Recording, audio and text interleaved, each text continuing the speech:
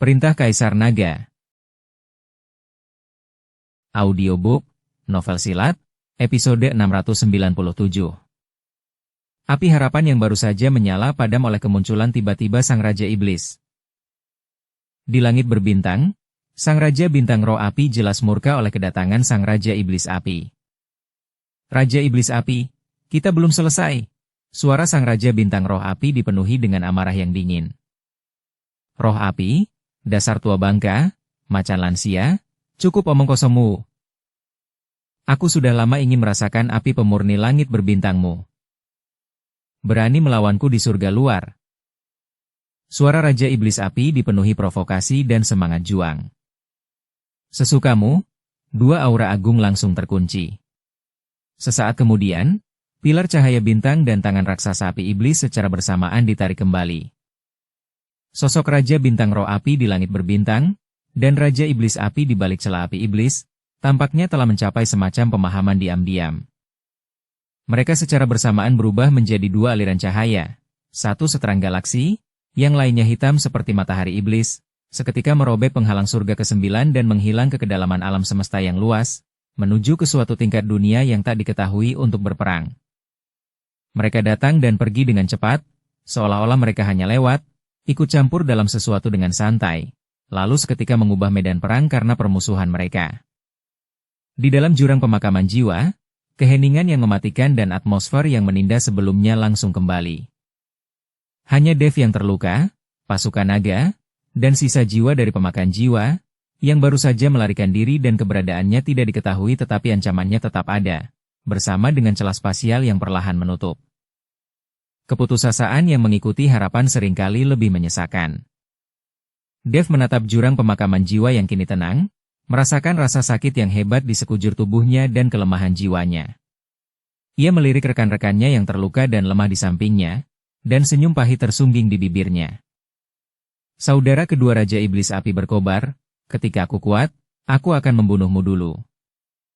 Melihat Raja Bintang Roh Api dan Raja Iblis Api pergi, Dev berteriak sekuat tenaga. Tuan Chen, apa yang harus kita lakukan? Angin Puyuh Tua bertanya pada Dev. Kembali ke Sekte Surgawi Yama, tunggu Senior Shen dan yang lainnya pulih, lalu datang dan selesaikan urusan dengan pemakan jiwa ini. Kita, sebagai kandidat saja, bukanlah tandingan pemakan jiwa itu. Kata Dev, baiklah. Angin Puyuh Tua mengangguk. Dev telah kehilangan ambisi awalnya, kesombongan awalnya hancur total oleh serangan pemakan jiwa terhadap realitas. Meskipun ia telah memimpin pasukan klan naga untuk menaklukkan surga ke-9, kekuatannya masih belum memadai untuk melawan makhluk yang benar-benar kuat. Ia bahkan mempertimbangkan untuk memimpin pasukan klan naga ke surga ke-36, sebuah pemikiran yang kini terasa sangat naif baginya. Betapa bodohnya, ia harus pergi ke Sekte Surgawi Yama untuk meningkatkan kekuatannya terlebih dahulu. Kalau tidak, jika ia bahkan tidak mampu menghadapi pemakan jiwa, bagaimana mungkin ia bisa menghadapi istana Dao Jahat? Lalu, bagaimana mungkin ia bisa mencapai surga ke-10, atau bahkan alam yang lebih tinggi? Dia datang dengan hegemoni tinggi, dan kembali dengan keadaan yang menyedihkan. Dev memimpin pasukan klan naga kembali ke Sekte Surgawi Yama dalam keadaan berantakan. Dia memerintahkan semua sumber daya untuk dikumpulkan, lalu terjun langsung ke menara penindas iblis untuk berkultivasi.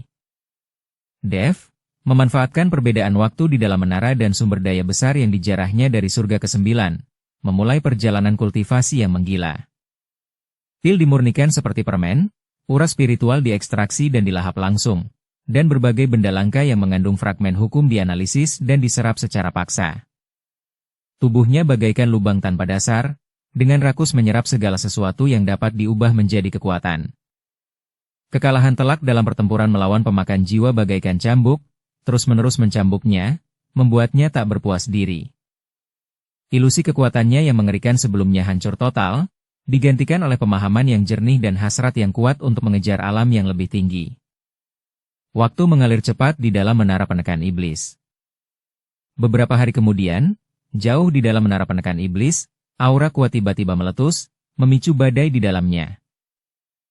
Mata Dev yang tertutup rapat tiba-tiba terbuka, dan sekilas gambaran kekacauan tercipta dan hukum muncul dan lenyap berkelebat di dalamnya. Kultivasinya akhirnya meningkat lebih jauh dari peringkat ke-6 alam dewa surgawi, mencapai peringkat ke-7. Meskipun hanya naik satu peringkat, setelah pertempuran hidup mati dengan pemakan jiwa dan periode perenungan ini, ia merasakan kekuatan, indera ilahi, serta pemahaman dan penerapan berbagai hukumnya beberapa kali lebih kuat dan mendalam daripada sebelumnya. Jika ia berhadapan kembali dengan dirinya yang dulu, ia yakin bisa mengalahkannya dalam 10 jurus. Sementara itu, fluktuasi energi yang kuat juga terpancar dari bagian lain menara penindas iblis. Santi adalah orang pertama yang muncul dari pengasingannya. Sudah memiliki bakat luar biasa, dengan sumber daya melimpah yang disediakan oleh Dev dan lingkungan menara penindas iblis. Luka-lukanya tidak hanya sembuh total, kultivasinya juga telah meningkat ke puncak peringkat ketiga alam dewa abadi surgawi. Auranya menjadi semakin halus dan seperti dunia lain, terhubung secara halus dengan keberuntungan Tianmen gerbang surgawi yang telah dibangun kembali. Mengikuti dari belakang, Nulian dan Palmer Shen juga muncul dari pengasingan. Luka-luka Nulian telah sembuh total, dan auranya menjadi semakin stabil dan mendalam. Setelah pulih sepenuhnya, aura Palmer Shen bagaikan jurang yang dalam dan tak terduga, jelas melampaui kekuatannya sebelumnya. Melihat Dev muncul dari pengasingan tanpa cedera dan dengan terobosan dalam kultivasi, semua orang menghela napas lega. Santi segera melangkah maju, matanya yang indah dipenuhi kekhawatiran. Dev, kau baik-baik saja? Apakah lukamu sudah sembuh total? Menatap Santi yang sangat cantik dengan tatapan lembutnya, Dev merasakan gelombang kehangatan di hatinya dan mengangguk. Jangan khawatir, aku baik-baik saja, dan aku bahkan telah membuat beberapa kemajuan. Pada saat ini, tatapan Palmer Shen menyapu Dev, secercah keterkejutan terpancar di matanya. Tuan Chen, sepertinya Anda telah belajar banyak dari pengalaman ini, fondasi Anda semakin kokoh. Namun, sepertinya ada sedikit kegelisahan pada diri Anda. Setelah Palmer Shen mengingatkannya, Dev menyadari fluktuasi tak biasa yang terpancar dari cincin penyimpanannya, membawa sedikit keluhan dan kejengkelan. Dengan pikiran, ia membuka cincin penyimpanannya. Wus! Sebuah bayangan merah tua melesat keluar dengan tak sabar, mendarat di kaki Dev. Itu adalah unicorn api kecil yang sudah lama tak muncul. Ia mengelus kaki celana Dev dengan penuh kasih sayang, tetapi matanya yang cerah dipenuhi dengan keluhan dan ketidakpuasan, memancarkan rintihan pelan seolah-olah sedang menuduh sesuatu. Dev awalnya terkejut, lalu tiba-tiba mengerti. Sebelumnya, binatang pemakan langit kecil itu telah menemani unicorn api kecil di ruang cincin penyimpanannya. Kini setelah binatang pemakan langit kecil itu pergi bersama Raja Iblis Awan Merah, yang telah mendapatkan kembali tubuh fisiknya, unicorn api kecil itu pun ditinggalkan sendirian di dalam cincin penyimpanan. Dengan sifat alaminya yang seperti binatang pembawa keberuntungan dan kecintaannya pada teman, wajar saja ia merasa sangat kesepian dan terkekang, enggan tinggal di dalam cincin penyimpanan yang sunyi itu lebih lama lagi. Seekor unicorn api, seekor binatang dewa, seru Nulian kaget. Palmer Shen dengan saksama mengamati unicorn api kecil itu, kilatan pengetahuan terpancar di matanya. Tuan Chen, unicorn api ini adalah binatang pembawa keberuntungan kuno dengan potensi tak terbatas. Namun, ia masih dalam tahap awal dan membutuhkan banyak binatang iblis dan harta langka untuk memberinya makan guna mempercepat pertumbuhannya. Jika Anda dapat merawatnya dengan baik, ia pasti akan sangat membantu Anda di masa depan. Mendengar ini, Dev hanya bisa tersenyum kecut. Memberi makan unicorn api, sumber daya yang ia butuhkan untuk kultivasinya sendiri sangat besar, dan pasukan klan naga bahkan lebih boros. Sekarang setelah surga ke-9 surga baru dipersatukan, sumber daya dibutuhkan di mana-mana untuk perdamaian dan pengembangan. Di mana ia akan menemukan sumber daya tambahan khusus untuk memberi makan makhluk kecil ini? Ia berjongkok, mengelus kepala unicorn api kecil yang hangat, dan berkata tanpa daya, "Si kecil, bukannya aku tidak ingin membesarkanmu, hanya saja, bahkan keluarga kaya pun tidak punya kelebihan biji-bijian." Unicorn api kecil itu tampaknya memahami kata-kata Dev, merintih memilukan dan menjilati telapak tangan Dev dengan lidah kecilnya. Lalu ia berbaring di kakinya, bersikap, "Aku tidak akan masuk, aku akan pergi kemanapun kau pergi." Melihat penampilan unicorn api kecil yang cerdas dan menggemaskan, hati Dev melunak. Yah, karena ia tidak ingin tinggal di cincin penyimpanan, ia akan membawanya. Soal sumber daya, ia akan lihat bagaimana nanti. Tuan Chen, apa rencana Anda selanjutnya? Palmerston bertanya, raut wajahnya serius. Mereka semua tahu bahwa ancaman besar dari pelahap jiwa belum disingkirkan. Dev berdiri, tatapannya kembali tajam. Sekarang setelah aku pulih, tentu saja aku akan kembali ke laut darah dunia bawah untuk membalas dendam pada anjing tua pelahap jiwa itu. Kali ini, kita akan menyerang bersama. Kita sama sekali tidak boleh memberinya kesempatan lagi. Kali ini, dia tidak akan lagi memiliki rasa percaya diri yang berlebihan atau pikiran untuk bertarung satu lawan satu. Cara yang benar adalah menyatukan kekuatan semua orang dan menyerang dengan kecepatan kilat. Semua orang mengangguk setuju, semangat juang mereka kembali menyala. Setelah beristirahat sejenak, Dev, Santi, Nulian, dan Palmerston, 4 prajurit terkuat di surga ke-9, bersama angin puyuh tua, Brittany, dan unikorn api kecil yang bergelantungan di bahu Dev, berangkat lagi, langsung menuju laut darah dunia bawah. Kali ini, mereka menavigasi rute dengan mudah, langsung menembus laut darah dan turun ke jurang pemakaman jiwa. Namun, ketika mereka melangkah ke ruang mencekam ini lagi, mereka mendapati tempat itu benar-benar berbeda dari sebelumnya. Tekanan jiwa yang luar biasa milik pelahap jiwa, yang telah menyelimuti seluruh jurang pemakaman, telah lenyap tanpa jejak. Cahaya merah tua di langit tampak meredup. Bau darah dan kebencian di udara, meskipun masih kuat, kehilangan jangkar pusat, menjadi tersebar dan tak teratur. Singgasana yang terbuat dari tengkorak masih berdiri, tetapi kosong. Pelahap jiwa hilang, hati-hati, ini mungkin jebakan. Nulian berkata dengan suara berat, menyebarkan indera ilahinya untuk mengamati setiap inci ruang dengan saksama. Palmerston juga sedikit mengernyit, menghitung dengan jari-jarinya, dan setelah beberapa saat menggelengkan kepalanya, esensi jiwanya memang sudah tidak ada lagi di sini. Sepertinya, dia benar-benar telah pergi. Dukung channel Novel Silat dengan subscribe, follow, like, komen dan share. Saat ini, cahaya redup perlahan menyinari singgasana tengkorak yang kosong, mengembun menjadi bayangan samar pemakan jiwa. Itu bukanlah tubuh aslinya, melainkan hanya gambaran kesadaran ilahi yang telah disiapkan sebelumnya. Hehehe, wah, bocah tengil, aku tahu kau akan membawa lebih banyak orang, tapi kau terlambat. Suara pemakan jiwa, yang dipenuhi kebencian dan ejekan, terpancar dari gambaran itu. Aku telah memulihkan diri di sini selama beberapa hari dan telah memulihkan sebagian kekuatanku. Kolam di surga ke-9 ini terlalu kecil, tidak dapat lagi menampung naga sejati sepertiku. Aku telah naik ke surga ke-10 yang lebih tinggi. Kalau kau berani, temui aku di surga ke-10. Aku menunggu kedatanganmu di Sekte Iblis 10.000 jiwa di surga ke-10. Tentu saja, kalau kau tidak berani, maka diam dan bersembunyilah di surga ke-9 ini, tunggu sampai aku memulihkan kekuatan puncakku, lalu turun kembali ke dunia ini dan melahap jiwa kalian semua, beserta seluruh dunia ini. Hahaha, tawa arogan dan provokatif menggema di jurang pemakaman jiwa, dan bayangan kesadaran ilahi perlahan menghilang.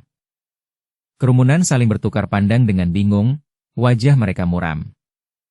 Tanpa diduga, pemakan jiwa begitu tegas dan licik. Melihat situasinya tidak baik, ia meninggalkan sarang lamanya yang telah ia bangun selama bertahun-tahun dan berlari ke langit ke-10 yang lebih tinggi. Surga ke-10, Sekte Iblis 10.000 jiwa. Dev mengulangi nama itu dengan lembut, matanya berkedip-kedip. Ia tahu bahwa surga ke-10 jauh lebih unggul daripada surga ke-9, dipenuhi dengan tokoh-tokoh kuat, banyak sekte, dan aturan yang jauh lebih kejam. Palmerston menatap Dev dan berkata dengan suara berat, Tuan Chen, surga ke-10 bukanlah hal yang remeh, jauh melampaui surga ke-9. Banyak tokoh kuat bersemayam di sana, dan dewa abadi surgawi ada di mana-mana. Sekte Iblis 10.000 jiwa kedengarannya bukan tempat yang baik hati. Pemakan jiwa kemungkinan besar akan berkembang di sana. Masalah ini perlu dipertimbangkan dengan cermat. Santi juga tanpa khawatir, menggenggam tangan Dev, surga ke-10 terlalu berbahaya. Aku khawatir jika kau pergi sendirian. Dev terdiam sejenak, Tatapannya menyapu semua orang, akhirnya tertuju pada ekspresi tegas. Senior Shen, Santi, tekadku sudah bulat. Suara Dev tenang, namun mengandung tekad yang tak terbantahkan. Pemakan jiwa itu adalah iblis yang pendendam, pengkhianat, dan licik. Dia telah menyatakan bahwa jika aku tidak pergi, dia akan kembali dengan dendam, dan surga ke-9 akan hancur. Bencana ini harus dibereskan.